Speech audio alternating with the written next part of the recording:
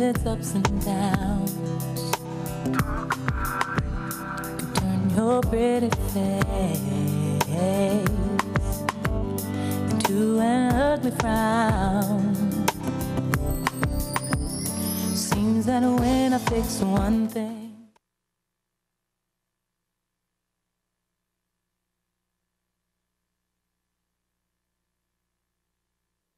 Hello, welcome to The Awakening. I'm your host, Angela Brown. Today's topic for discussion is balance your heart. Of course, it deals with love and it deals with relationships. And my guest is Jennifer Frazier, and she's a certified relationship counselor is what you are. Certified relationship coach. And we met at a workshop, and I invited you here, and now you're here. Yes, thank you for having me, Welcome to Angela. the show. I'm glad you're here. Thank you. What is Balance Your Heart? Balance Your Heart is a personal development organization that's dedicated to uplifting and empowering single men and women to attract the love of their life and the life that they love. So I work with singles all over the country on really honing in what's important to them in a relationship and how they can go about finding it. What is the first question they usually answer when you ask them? The first question that they usually ask, or? I mean, the first question you ask them, how do they usually answer it? What do you ask?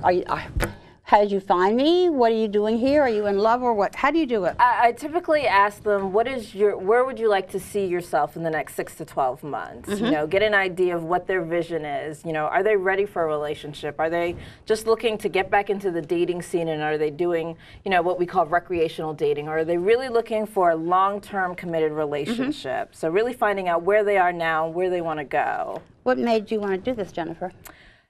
You know, my parents have been married for almost 35 years, Angela, so I really got to see firsthand what an ideal, loving, lasting relationship is like. And as I started dating myself, though, I found that I was in and out of relationships that really weren't the best for me. Some of them... Such as? Some of them were, you know, verbally abusive, emotionally abusive, and... Mentally? Mentally, absolutely. And I found that, you know, this is not, I had the vision of what my parents' relationship is, and I knew that this is not the path I was going down if I stayed in those relationships. So, you know, with the help of family and friends, I was able to get myself out of those relationships, and I really started to delve into how do you date? You know, what is the best way to go about selecting a partner? Because I know what the vision was, but I didn't know how to go about doing it. So when you got out of the relationship, how were you being treated? Mentally, emotionally, physically, mentally, what? Mentally, you know, and emotionally, you know, being put down, you know, being told that, oh, you would never find, you know, the right person, I'm the only one for you, things like that. And I really had to take a cold, hard look in the mirror and, you know, decide for myself, you know, who am I? Were you living together with him? No, no. So when you say get out, you were just, it was a relationship, nothing together? Exactly, leaving the relationship. Okay. How did you go about doing that? Just say, I don't want to see you anymore? You know, it took me, once I mustered up the courage to, yes, go to him and say, you know what, this is not, you know, working out, you know, I'm not happy, and I no longer want to be in a relationship with you. And so, you know, being able to walk away from that and knowing that, you know, my value and my worth is much higher Your than that. Your self-worth is more than that. Much more important. But your self-esteem went away, didn't it? It did while I was in that relationship, and it took some time to build it back. And, you know, a lot of praying and meditating and, you know, being with family and friends who loved me and standing on, you know, there's a Bible verse that I would always focus on, Jeremiah 29:11. You know, the Lord saying that I know the plans that I have for you, plans to prosper you, not to harm you, to give you hope in a future. And I would just focus on that day in and day out, knowing that he had something better for me. Well, what did this guy have that attracted you to go with him anyway? You know, I had reached a point in my life where I knew I wanted to have, you know, you love. Wanted somebody in your life, yeah. I wanted someone in my life. I wanted love, and, you know, he was kind, you know, he was good looking. You know, we had things in common, and I thought that, okay, you know, we get along great, you know, this might be a great relationship for me. and it turned out not to be. Okay, let's go back for a minute. You said he was good looking. Okay, do you think when a woman likes looking at a good looking man, is that the first thing? Because I've worked with women who have said, he was so gorgeous, he had muscles that was just rippling, and that's what got me.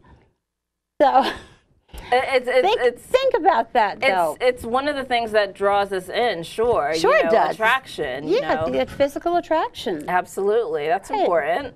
Yes. But it's not everything. No, it's which not. I soon found out. Yes, because no matter how good you look, you can still look bad inside. Absolutely, absolutely. And it takes, you know, when you're in a relationship, knowing who you are inside, because you need to know who you are, or someone else is going to tell you who you are. Yeah. And it might not be what you want to hear. Exactly. How long were you dating him?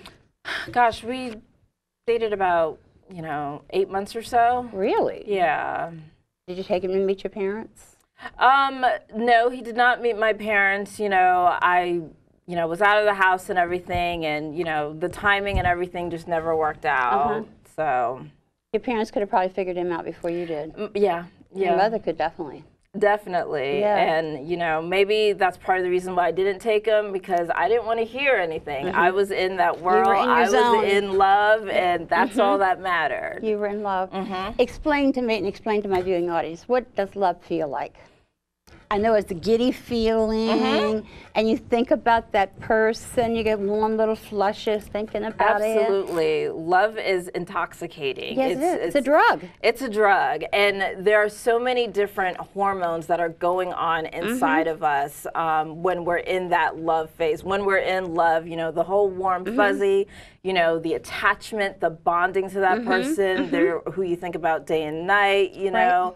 And so it's like, you're in this zone where this person is the only person that matters. You're unconscious. You are unconscious. You are unconscious. Yes. Even though you're walking with your eyes up, you're still unconscious. And you don't realize it.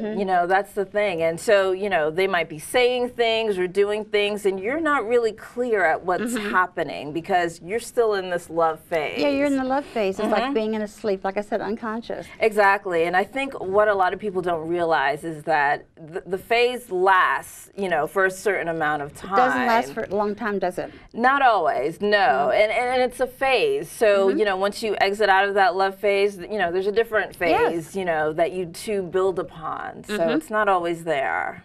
Because I work with young girls, and I tell young girls, just because he looks good and he's got muscles, that doesn't mean he has a heart. Yes.